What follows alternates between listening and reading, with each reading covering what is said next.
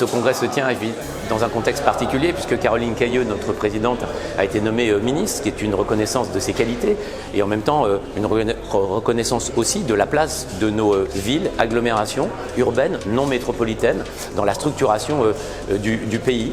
Et c'est dans ce contexte que nous nous retrouvons ici pour réaffirmer la place de nos villes et agglomérations dans les politiques publiques, notamment pour mener la transition écologique, pour poursuivre le programme Action Cœur de Ville, sur lequel nous sommes en attente des moyens que le gouvernement consacrera à ce programme important pour nos villes et agglomérations.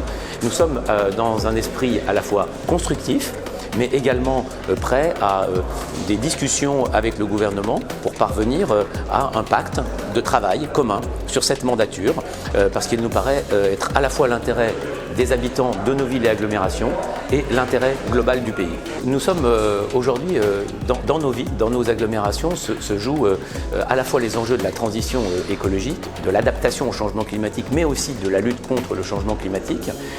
Et nous sommes en première ligne pour, je dirais, mettre en œuvre les politiques publiques à condition d'en avoir les moyens et qu'en particulier on ne vienne pas nous raboter encore des moyens financiers déjà trop limités. Mais en même temps, nous devons tenir l'autre morceau de la chaîne, c'est-à-dire la question de la cohésion sociale.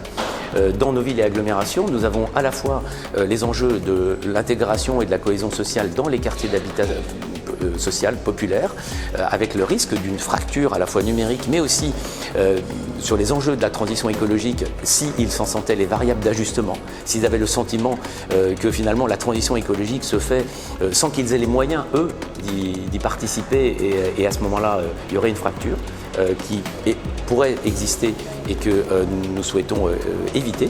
Et puis il y a également le territoire périurbain et rural que constituent nos bassins de vie, dans lesquels on le voit bien avec les gilets jaunes. Je dirais la sensibilité est extrêmement forte aussi, et où il nous faut finalement jouer le rôle de couturier pour maintenir cette cohésion tout en avançant vers la transition écologique. Et pour cela, nous avons besoin de garantir avec le gouvernement, dans un pacte de moyens, les conditions de financement de ces politiques. Il y a la suppression annoncée de la CVAE qui nous semble être une mesure à laquelle il faut renoncer parce qu'elle est inadaptée à la situation actuelle. On ne peut pas venir raboter par une nouvelle suppression d'impôts les ressources des communautés d'agglomération.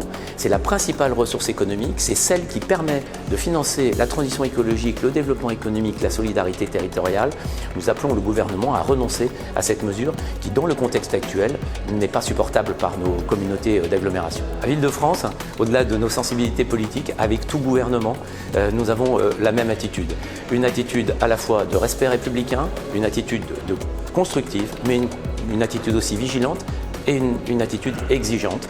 Parce que c'est comme cela que l'on construit des politiques publiques, c'est comme cela que nous défendons la position de nos adhérents, des maires et des présidents de communautés d'agglomération, de ces villes qui structurent le territoire national. Et donc, nous aurons la même attitude avec les ministres et en particulier avec Caroline Cayeux. Elle ne sera pas surprise puisque c'est l'ADN de l'Île-de-France.